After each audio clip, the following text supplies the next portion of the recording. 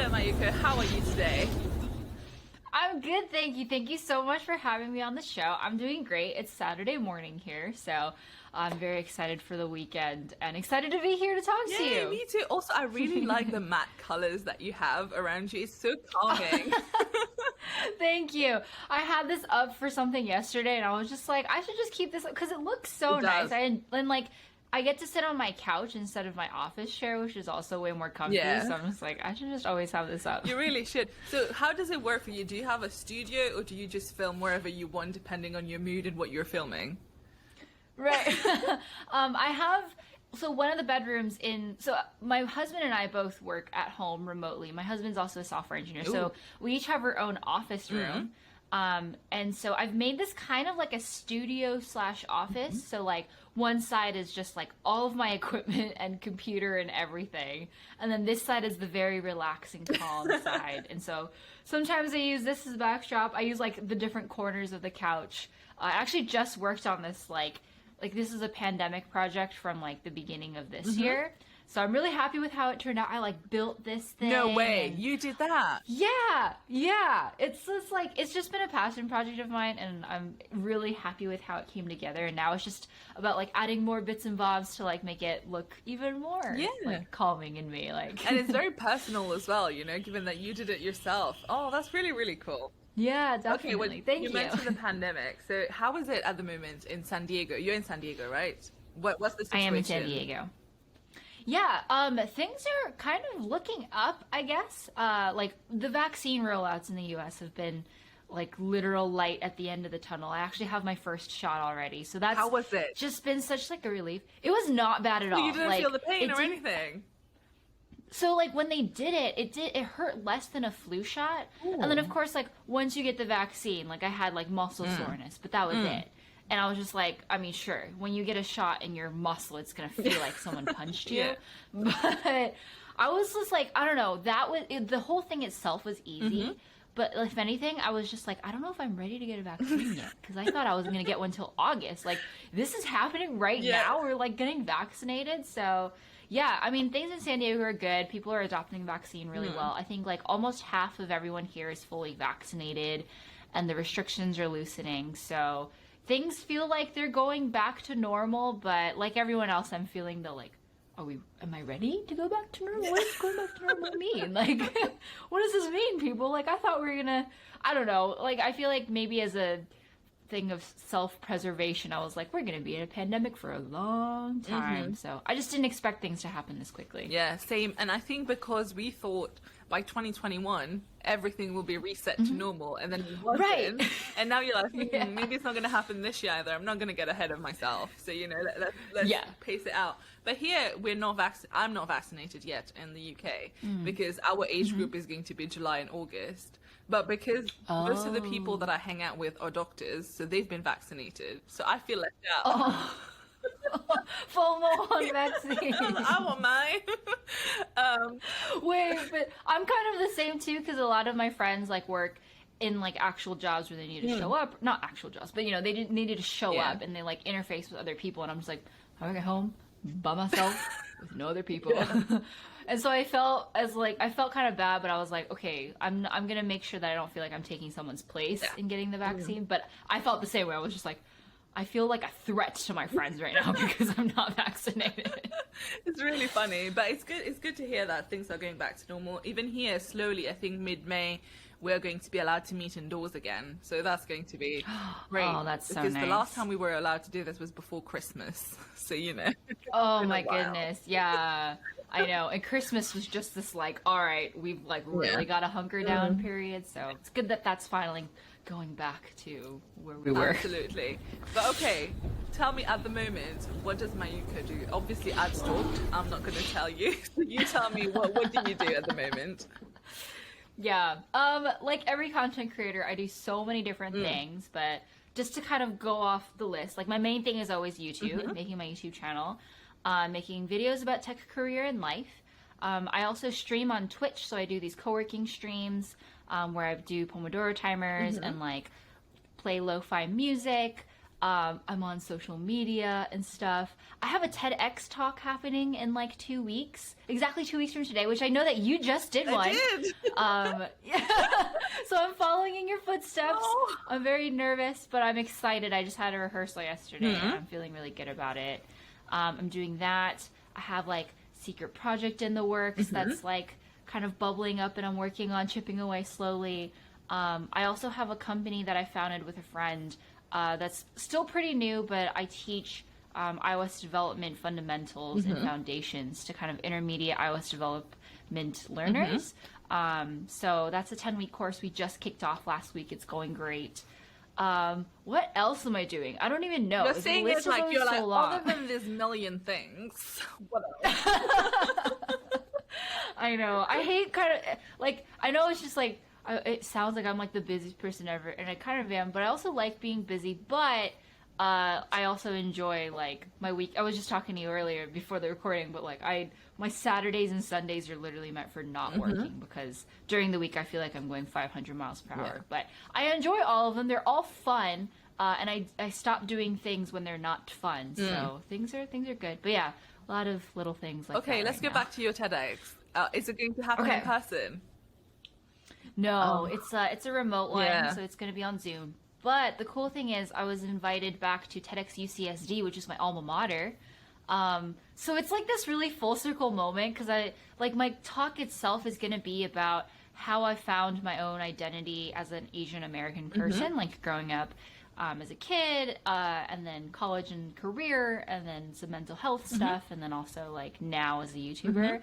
And so, I don't know, just being able to like have that stage at my alma mater to talk about that stuff, especially like because in college I worried about a lot of that. It's just, I don't know, I think about it and I'm like, life is weird. Life is cool. Think about, young Mayuko who was at uni being like, oh my god, I'm gonna come back. This is great. I'm like, okay, I'm legit worried a little bit that I'm like actually gonna cry during my talk, because I'm just gonna be like, I don't know what's happening, and I'm so proud and happy and sad and like, I don't know, emotions. So I'm just like, okay, if I just rehearse enough, maybe it'll be fine. But just maybe try crying it out during rehearsal, get it out of the way.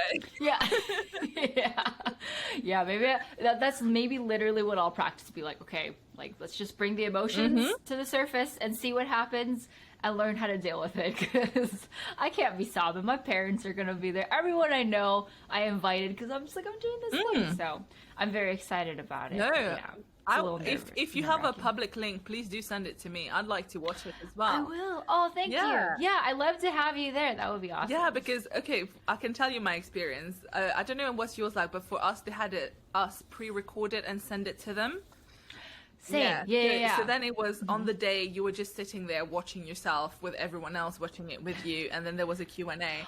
And when everyone else was watching, just even seeing the list of names of people I knew there in the list of audience, and I was like, oh no, they're watching me.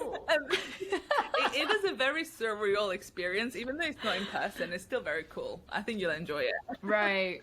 Yeah. I actually had my camera set up exactly for the recording. A couple days ago. So yeah, I did the recording. We're still doing the Zoom event, so I'm still going to deliver it live. So I'm going to like try to hide participants so that I don't see. If you're delivering it live, you don't want to see anything. No, I know. I just want to make it look like I'm looking at a black pit of nobody with just like a couple of head shadows, but I don't want to know who's in the audience, because that makes it even scarier. Absolutely. Yeah, but this will be really fun. Okay, also, I know I've even mentioned it myself. You talk about being an iOS software engineer. What does that mean? Yeah, so in my past life, I made iOS apps. And so like, yeah, literally, if you have an iOS app and you download an app, that's like the stuff that I used to work on. What that job actually entails really is like, I mean, I've worked at mostly companies that build these products that people use. So Netflix is the one that's most well known. People also might know companies like Patreon. I don't know if you have like I think you have Quickbooks in the UK, right? Yeah, we do. Okay, cool. Yeah. So I used to also work on Quickbooks.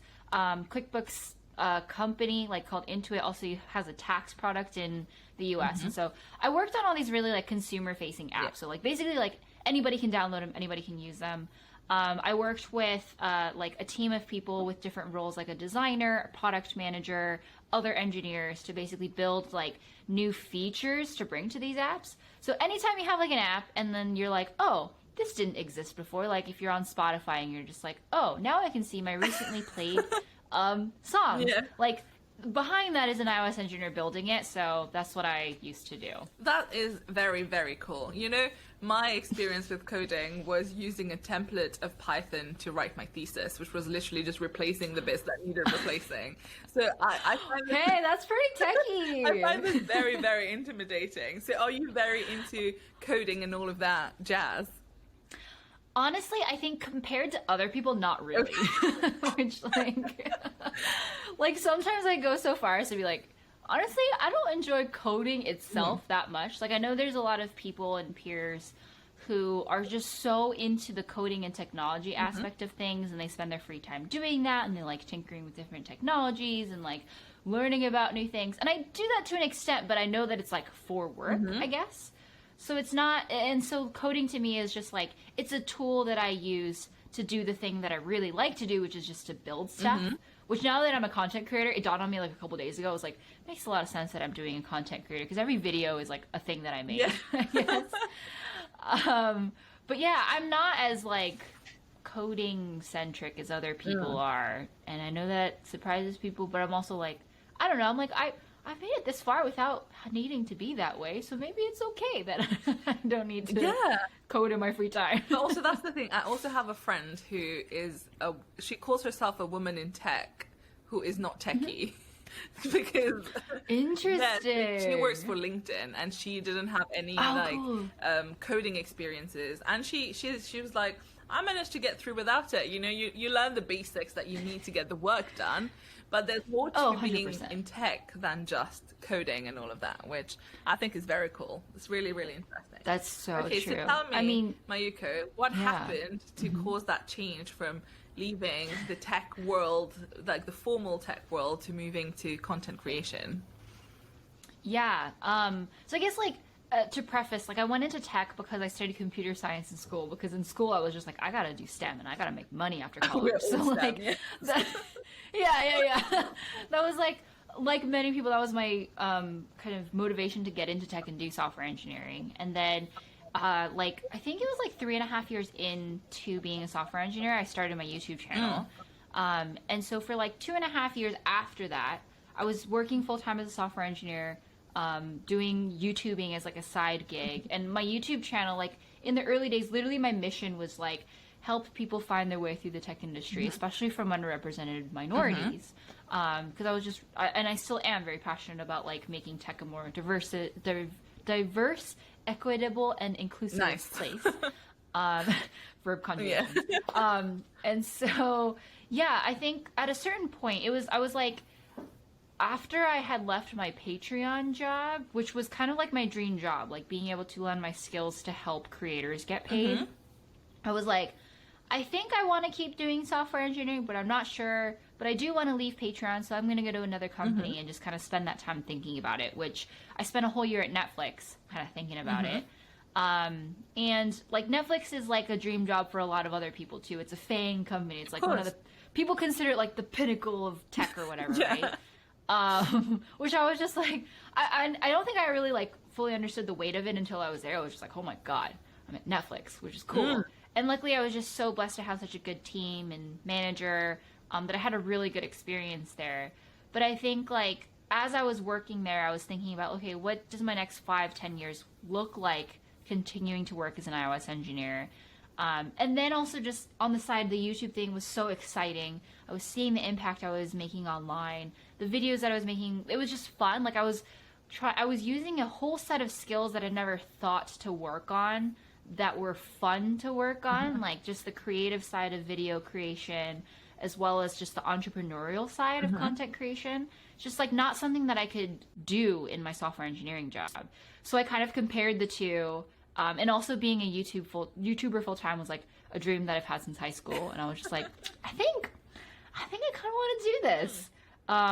So yeah, I took the leap. I left my job in January of 2020, pre-pandemic, which like, what a time. Yeah. I know. I remember like my last few days of work, like my coworkers and I were like, oh, you hear this thing called like Corona in China? She made me worried. Yeah. And we're like, it's probably going to be fine. It'll be fine. Like we've lived through other things before and it was fine. So yeah, in the middle of that, I made the jump, and then I've kind of just been doing content creation ever since. It's the first time that I've like had the full time, space, and energy to really devote everything to my content.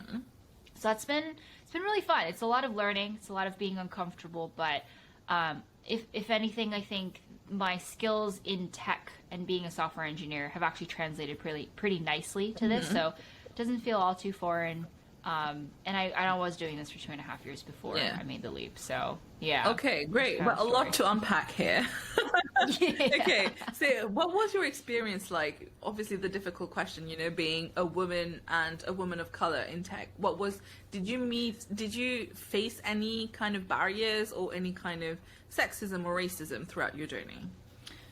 Yeah, definitely. I think I'll start off saying I think I've been very, very lucky that I haven't had extremely terrible or just like debilitating experiences of sexism or racism in the workplace. Because I know that there are people who have. So I think I've just been so lucky to not to have been surrounded by generally very supportive people.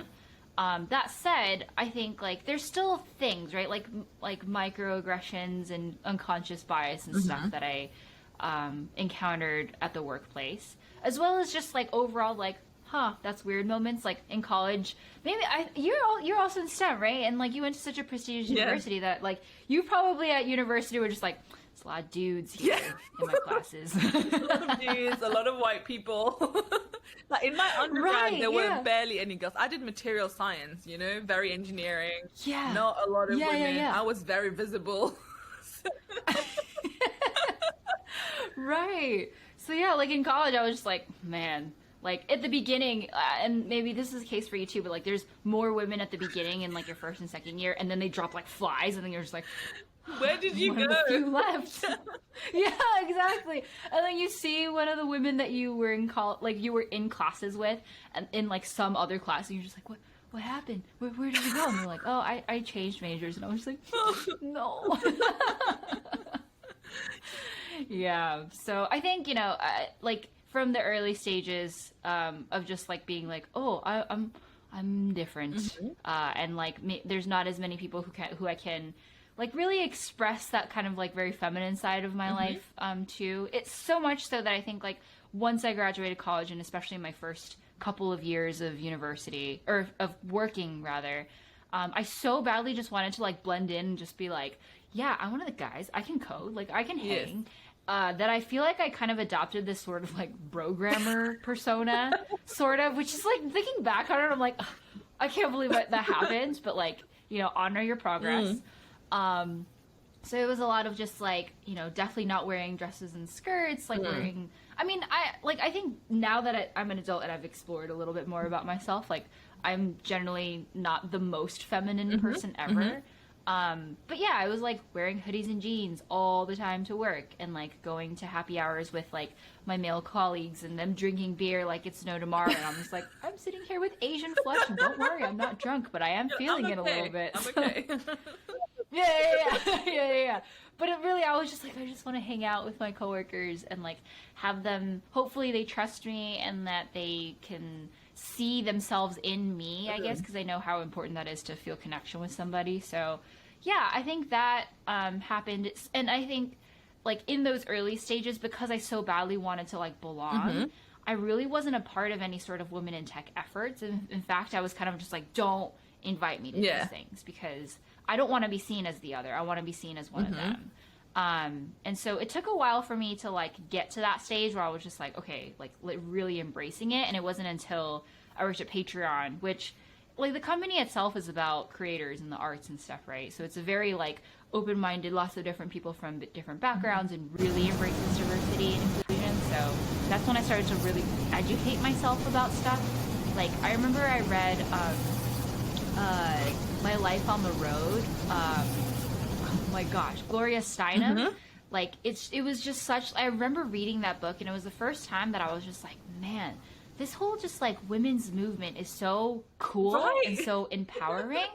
And like I was just like, I can't believe I've never like opened my eyes to this before. And so that's when I really started to like really embrace that, and also just not as like an engineer in the tech industry, but also just embrace like the more feminine side of myself, and really not feel like I need to assimilate, I guess, as a result. And yeah, I think like through that, you know, you learn about what biases and things exist against you as your own identity. And I think at some points I know that that was like a chip on my shoulder. Like if there was someone, I've had meetings before where like there's like an engineer from another team, or like someone I don't really know, and like I know that just through their body language or through how they communicate to me, they see me as someone who's like more junior or doesn't really know what they're talking about.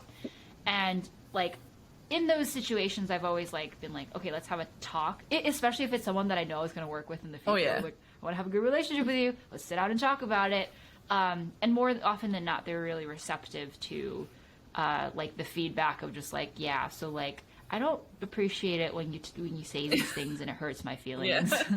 Maybe I also chose the right people to talk to too, because I feel like you can feel the vibe of like, is someone going to be receptive to this kind of feedback or not. So yeah, really long-winded answer, but like it's been kind of a journey of self-discovery and then just kind of like being fully aware of things, and then letting that kind of lead my career and intuition and stuff, I guess. Well, you know, I loved it. It was very honest and so relatable, this whole thing, because we all go through I don't want to be seen as one of those, you know, pitchfork holding feminists. I'm not going to join the women in STEM things, because then everyone will think, oh, she's one of them. But then once you actually discover what they do and how it's done, then you're like, oh, I want to be part of this.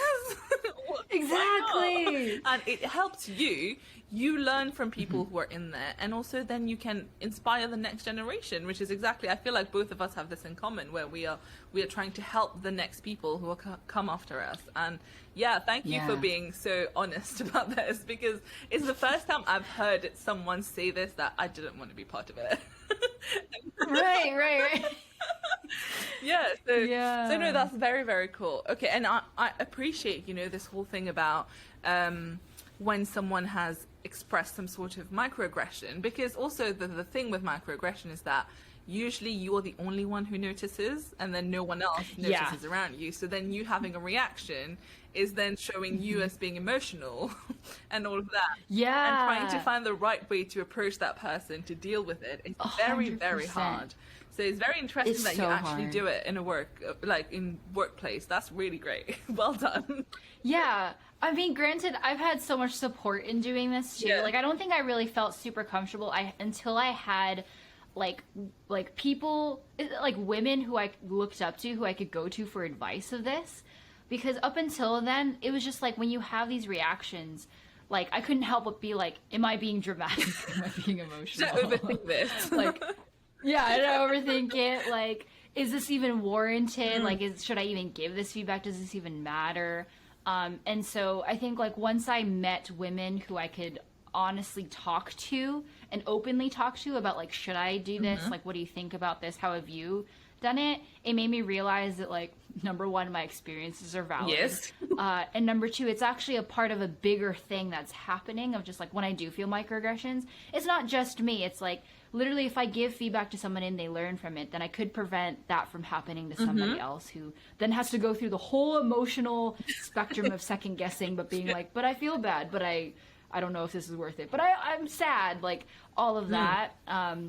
So yeah, I think, like, I've definitely cried to many people who I trust in the workplace to be like, am I going crazy, or am I, like, okay? Yeah. Right? And I really feel, not in debt, but, like, very grateful for those few folks who've kind of, like, shown me the way. And I know, like, that was a really important key to me. So yeah, I agree with you, where it's just like, I think that's really important to do for the next generation, because these are not the skills that they teach at college or anywhere. Honestly, why are we not teaching that? You know how we all talk about know. equality, and then you're like, but what are we doing about it?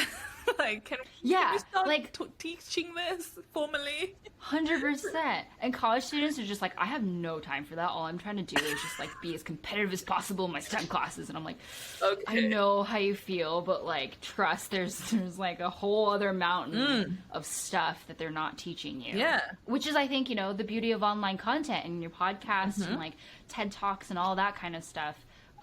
Even though maybe it's not as institutionalized as like traditional science teaching, it's still that message still has to go out there. Yeah. So I love what you're doing. Oh, well, thank you. I love what you're doing too. I know that you talk about a lot of, you know, very vulnerable topics on your channel in terms of imposter syndrome and even, you know, identity and all of that. How do you approach these topics? Like, because for me, I had a very controversial topic, which was about the hijab ban in France, and we talked about this with Ali, and it took a lot of, you know, convincing myself that this is okay to talk about, you know, because you know that the reaction is going to be very mixed and it's about being vulnerable. But when you're talking about your personal feelings about things, like how do you deal with it? Tell me, because I want to do it as well. So basically teach me. Yeah, no, I'm like, it's so hard. Like, there's so many things. I mean, just like if you have like a new or different opinion from anybody out there, it's hard to put it on the internet. Number one, because there's always someone who's going to disagree with you. I've definitely had my own journey in figuring out what works for me, I guess. And I think a lot of it is like talking about your personal experiences instead, because especially because I'm like, I'm not a reporter, I'm not an expert in like diversity or women or technology even. I've just lived my own experiences. So that's something that I do. Like I definitely, whenever I feel strongly about a topic, I definitely speak from my own experiences and my own feelings, because no one can invalidate that. Like, if they're like, no, you don't, I'm like, you don't know me. Yeah. So that's like one kind of totem of how I go into these topics. The other thing is like really feeling like if I'm ready to talk about those things, because a lot of these are just inherently personal. Especially when you're talking about personal experiences and feelings, but just like even if it's anything else happening in the world. So like I do talk about these things like imposter syndrome and cultural identity and mental health, but like there's a lot of like lead up time to that. Like there's a lot of things that are just brewing in my brain and my heart that are helping me to process like how I actually feel about it, how I would convey my feelings to somebody else accurately. And if I'm ready to put that onto the internet, I guess, because even if I get all positive feedback, there's still inherent fear of like putting yourself out there. So I do so much introspection. I go to therapy and like, I kind of like, I think before I used to try to be like, oh, but Mayuko, like you have a voice on the internet and you should say something about this. But like, and I've said stuff before, but then I feel so uncomfortable afterwards. And I'm just like, I don't really think that was the right call for me. Even if, again, it was like received well, especially so if it was received poorly. So yeah, I don't know. I think I honor my process there, definitely, of just like being ready and just being okay with it. And then the other thing that's like, sometimes I think about it and sometimes I don't, as like as a factor to consider, is like what I'm saying adding to the conversation, I guess. Mostly because, you know, everyone has a voice on the internet, and like I think if I can amplify somebody else's voice who I think can say it better than I can, then I will try to. But maybe that's just, like, part of me is just like, I'm kind of lazy sometimes. And I don't want to make. They've done the work. That kind of. Yeah. I'm just like, they've already done it, and I think it's great. So like, why should I try to not compete with it, but like, you know, I think what could help here is to complement that instead of like say the same thing in my own words. But when it comes to personal experiences, more often than not, you are adding to the conversation no matter what. And like, there are lots of voices out there, but there's a lot of different unique individuals who will identify with who you are as a person.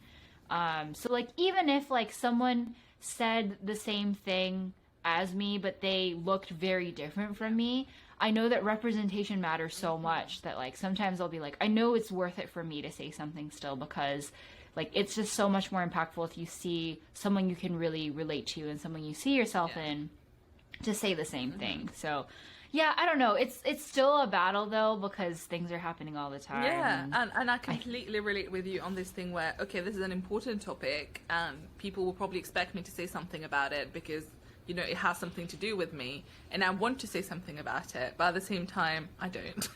And then it's yeah. How do I balance this? How do I decide what to do? And then you end up doing it. And then, as you said, even if the reception is very good, but you still feel like, I should not have done this. Maybe I don't really have the knowledge to be talking about this. Who am I to talk about this? And then you do get a few negative comments that kind of amplifies that thing in your head of like, maybe I should not have done this. So I guess it's a journey, as you said, you know, just switching off these little fears in your head and being uncomfortable, and then just, you know, keep on doing the things. Like yesterday I filmed a video about my hair routine. And what how I tried to make it fun was to talk about, you know, the South Asian community and, you know, hair knowledge and the westernized standards of beauty and how these things have been, you know, colonized basically, and how we need to work away from that. And that took so much out of me to prep. And I was like, this is a hair routine. And I was like, what do I do? I know. And it's just because you want to be careful about what you say, and you want to make sure that what you're saying comes across well and you're delivering the message that you want to deliver.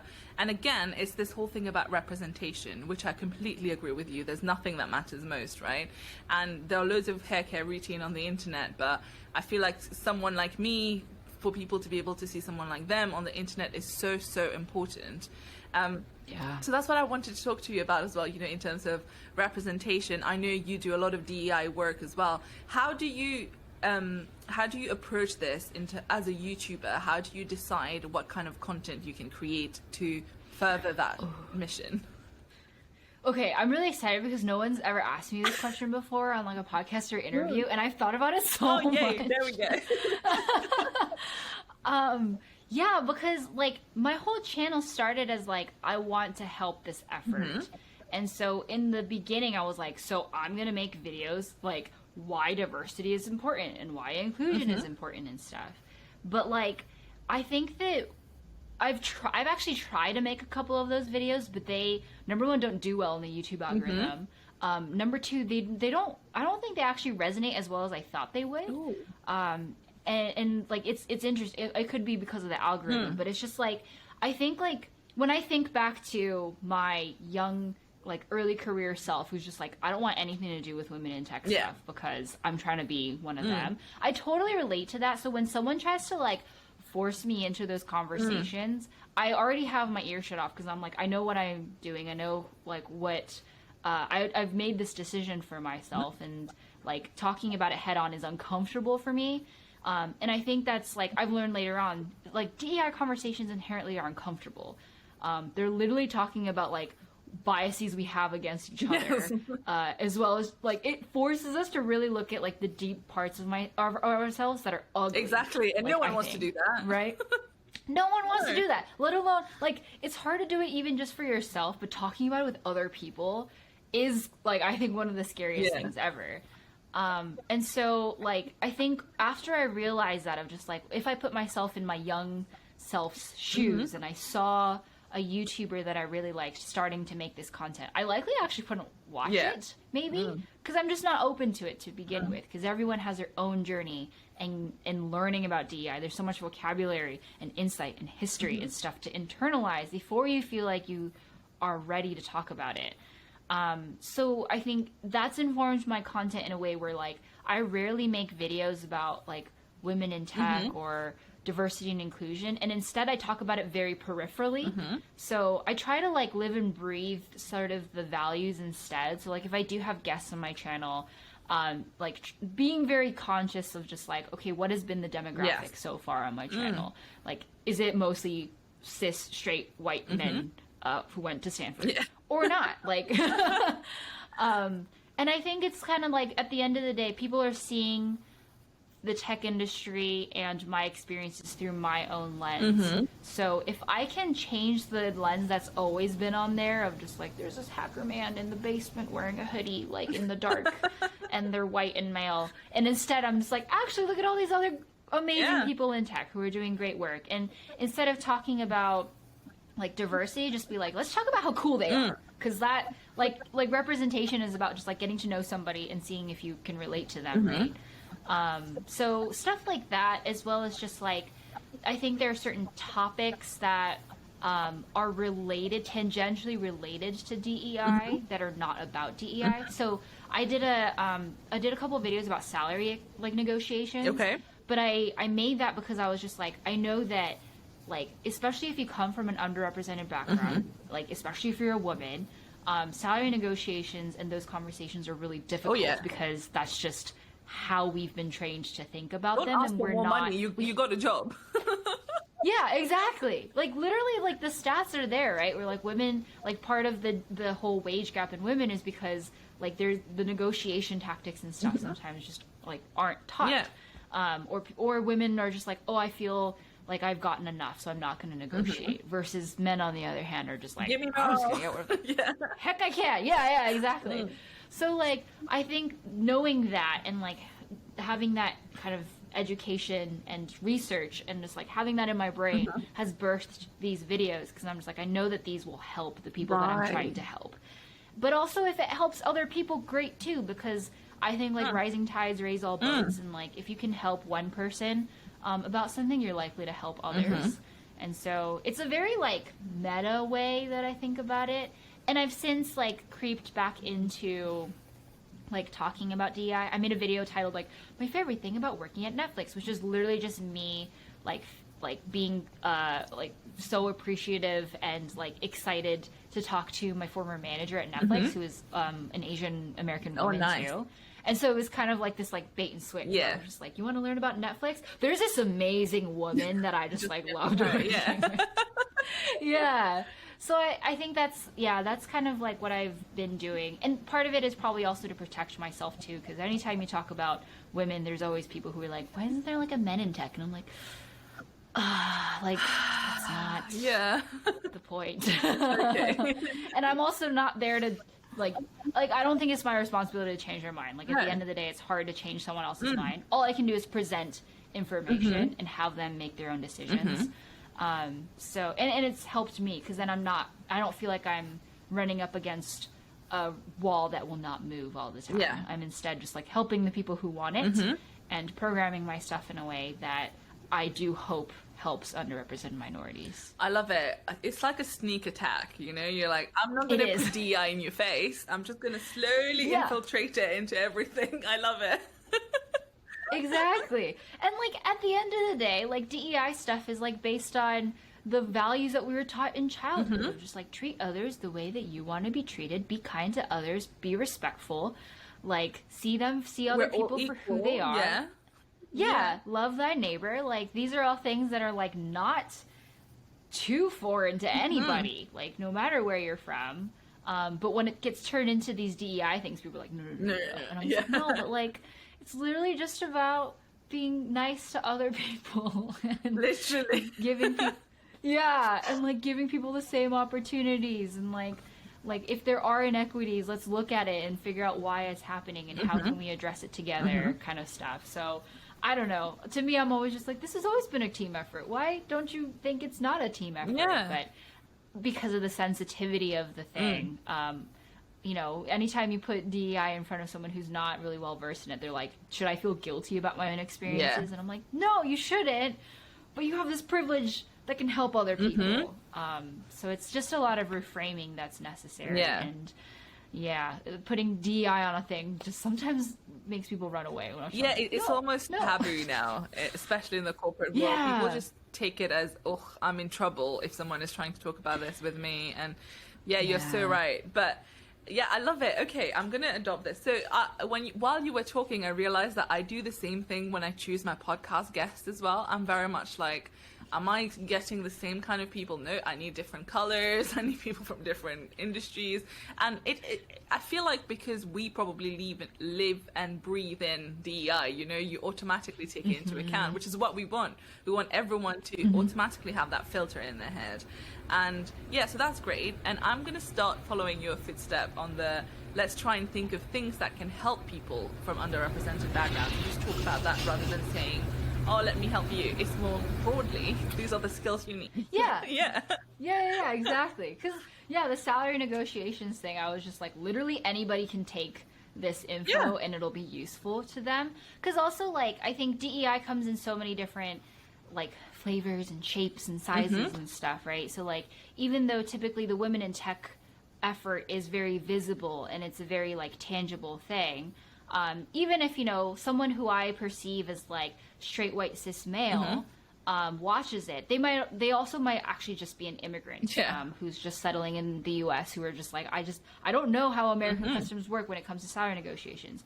Or maybe they have, like, they're on the autism spectrum, or like they have other things that are hard to see about who they are, but actually, like, they also need the help just as much. And I still want to help those people, right? Because at the end of the day, we're all just trying our best to live on this planet. Literally. That's why it's such an easy concept, right? Let's all be nice to each other and help each other. That's it. Easy. And it's not. But yeah, okay, so what's your plan now with your YouTube channel? What do you see is the ultimate goal of your content creation on the YouTube channel? Yeah, I'm kind of looking for that answer right now, to be honest with you. Of like, what is that really one thing that I want to make that I'm going towards? Right now, I'm thinking of just like I really enjoy YouTube, and I think I'm going to do it for a long time. And all of my other projects, I really enjoy them. But it almost feels like I'm like my own startup accelerator where I have many different projects, and I'm testing to see which one I like. So like my iOS dev academy called Hanko, I was just like, maybe I enjoy teaching people development. I'll try it, you know, let's see what happens. And maybe that's what I want to do long term. Or it's just like, maybe I want to make more thoughtful pieces on YouTube about life and introspecting and being who I am and stuff. And so I've been putting out a couple of like those sort of videos too. So kind of in an experimentation phase. But I know I've like realized about myself that I just genuinely like making stuff and connecting with other people and teaching what I know. So I'm letting those things guide me and just letting things happen as they do. Also because a career in YouTube is never predictable. Right? You don't know what's going to pick up. There's no like ladder that you climb where you're this junior YouTuber and then you're a senior YouTuber and then you become a YouTube advisor. Like there isn't. Now. I mean, so I'm kind of just open to the possibilities, but continuing what I'm doing right now and trying different things out and being a content creator and always having my hands in different buckets. Is my plan. Because, you know, I just started YouTube and the plan was to just do video podcasts on the YouTube. So just film it and put it there. And obviously then I was like, actually, I want to test it out. You know, let's try a few different videos. And then I saw the reception. And, you know, because I'm used to podcasts where you don't get a lot of feedback from your audience. You just put it out there. And then if people reach out to you, you know, so there's not like a comment section. But now, there's a comment section, people are liking, and then you see the views going up, and, you know, you get very excited about the 1 out of 10. I got so excited with the little fireworks. I was like, oh my God, I need to see this. Oh my gosh, I love that. It gets to you. Whenever that happens, I'm like, it really gets to you. So I've been trying different things, and very similar to you, I was thinking, at first I was like, I have nothing that I can teach people, you know, because I don't have that much experience in anything. I just dabble in a lot of things. And then you realize, actually, no, I have a PhD, you know, I can tell people about my experience during the PhD, how to choose a PhD. And then I was like, okay, and also I have done so much work with DEI and like just women representation and all of that. I was like, I can talk about these different topics and I don't need to be an expert. It's just about having a conversation. And I was like, okay, let's do that.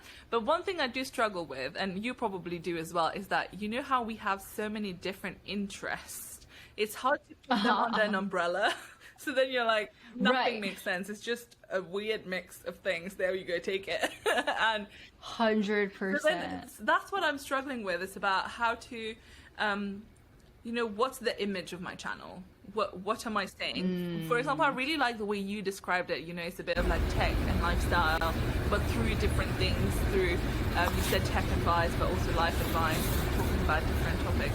So how do you approach this whole? How do you bracket all the different parts of you? Yeah, literally, you've hit the nail on the head of like one of the biggest, like, not conflicts, but just like one of the things that I think about often. Like, I think first of all, like when I started YouTube, I also didn't have like this idea of just like, this is what I want my channel to be, sort of. Like the whole mission of just like helping people through the tech industry came after a while. And I started my channel with my friend Jarvis, who also started his channel. And we were just both like, what are we gonna make? Like, what is our channel about? How do you tell people about our channel? And it got to a point where I feel like we were just like so fed up with like trying to answer that question, where we were like, you know what, first 20 videos don't count. Make whatever the heck comes to mind and see what happens. And like, I did that, and it ended up being like I kind of carved my own niche for myself on YouTube in that there wasn't this tech and lifestyle category before. There was like tons of lifestyle YouTubers, tons of like code tutorial YouTubers, but no one in between. But like because of my first 20 videos, I was like, I mean, I want to talk about career advice, but I also want to vlog and talk about other life things. Vlogging is fun. I don't want to just talk about it's so fun. Yeah. Exactly. Yeah. So I think like that in the early days, I was just like, yeah, I guess it's like I have a foot in two existing like parts of YouTube. Which I think once I figured that framing out, I was just like, okay, cool. Like I can kind of work with that. But granted, like being one of the few in your niche and like not having like other people who are doing exactly what you're doing is tough. So I often think about like, should I split my channel into 3? Or like, should I not vlog anymore? Should I not talk about tech stuff anymore? Should I move it to a different, like, how should I organize all these things? Because it does become hard to like convey to someone who's never seeing your stuff what exactly you do. But I think because of just the videos I've been making, now my work kind of can speak for me, which is good, which is an advantage that I have with time. But yeah, I don't know. It's tough, but like, I also believe that there's room for everyone and everything on the internet. So like, if you just want to make what you want to make, just put it up there. Even though sometimes probably Ollie will tell you like that's an anti-pattern maybe on YouTube of just like breaking tradition, but like that's literally what YouTube has done this whole time, and it grows and grows and grows and grows. So I mean, there's channels out there that are just like dedicated to like I don't know if you see the Marble Olympics. Oh like, yeah, literally marbles. Yeah, it's just like, who even thought of that? But like, it's a thing and people love it. Yes. Or like people who are just like, I don't know, like, I mean, if we thought about like 10 years ago that there would be like creators who have like full on cooking shows about like specific cartoon and anime related foods, like Binging with Babish, like what even is that? You know, what like, is that? Yeah, like there are all these videos about making food that appeared in Disney videos, Disney movies and stuff, and you're like, who thought of this? This is cool. Yeah, exactly. Yeah, exactly. Yeah, no, I agree. So, I think I don't know. Yeah, sorry, keep going. Oh, I was gonna say, yeah, I don't know. I think at the end of the day, it's just like making something that's never existed before is like what YouTube is great at, and also that's like that's what companies are. Like people make companies because they make things that have never existed before. And it's scary and it's hard, and like sometimes you don't know what you're doing until later. But like, I think it's important to have fun with it and experiment too. You know. I agree. I think that's the whole point, and I think especially when you're starting, it's the best time to experiment. Just try out what you like, and then eventually you'll figure it out. Exactly. Yeah. I mean, I even think like in the tech industry, when it comes to like making a new product, one of the things that people say is like, make something that don't make the thing that people say they need, make the thing that people didn't know they needed in their life. Which like, when you come across a YouTube channel like that, you know, like that feeling exists, right? Where you're just like, I didn't know I needed this in my life, but it's a part of my life now, and I'm so happy it exists. Yeah. And so, like, I have that lead my intuition too, where I'm just like, maybe I'm making something people didn't really even know they needed in their life. And hopefully that's the case. And I think I've been lucky to have like the following that I do, and like the opportunity to go full time and stuff to really try working on this. So yeah. Yeah, I think that's the creative challenge, isn't it? Trying to come up with things that you can contribute and you know that people don't know that they need it, kind of thing. Yeah, exactly. I think it's funny too when people meme it and they're just like, I didn't know I needed this like tiny waffle maker in my life, but I do. And it's like, ideas just come from everywhere and nowhere, and sometimes they're completely useless, but like it makes life fun and enjoyable, and that's all we want in life. Yeah. Well, I have a final question for you, Mayuko. What's been the highest high for you during your content creation journey so far? Oh goodness, the highest high? Yeah, your happiest memory from it. Yeah, okay, I have one. So, my YouTube journey started specifically at a conference that happens in Anaheim called VidCon. It's like the biggest YouTuber convention, right? Like it's both like a convention for YouTubers as well as for industry people in the industry of creativity and content creation, as well as fans. So it's just massive. So my channel actually started there because I went for work while I was working at Patreon. Yeah. And that's when I was just like, all right, this is what I'm going to start my channel. Jarvis and I went there. We're like, we're going to start our channel after we went there. I've been every single year since then, except for obviously pandemic years. And the most recent time that I went, 2019, Jarvis at this point was a featured creator because he's just done amazing stuff now. And he added me as +1. And it's just so cool because like, I think every year that conference is like the highest high because it's like a checkpoint that happens every year of like, okay, how far have we come since that very first VidCon? And also because like since I was Jarvis's +1 for featured creator, I got to like meet creators that I've admired this whole time. Ooh. So it's just like from the days where I was just like, I think I want to start YouTube, to the most recent one where I'm just like, I'm literally meeting my heroes that like I looked up to, who are the whole reason why like I was even inspired to start YouTube in the first place.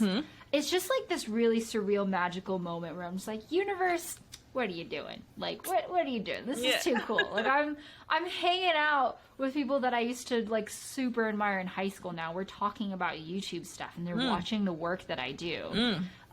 So that's always cool. It's unfortunate that COVID happened and stuff because that's one of the things that I look forward to every year. But yeah, every year like that to me, I'm just it's like a beautiful microcosm of cool things happening at once in a couple days. So I think that's always my highest high.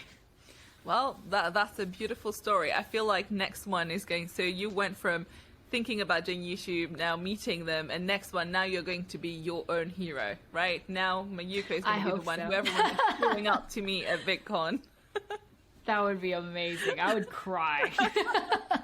Well, fingers crossed very soon.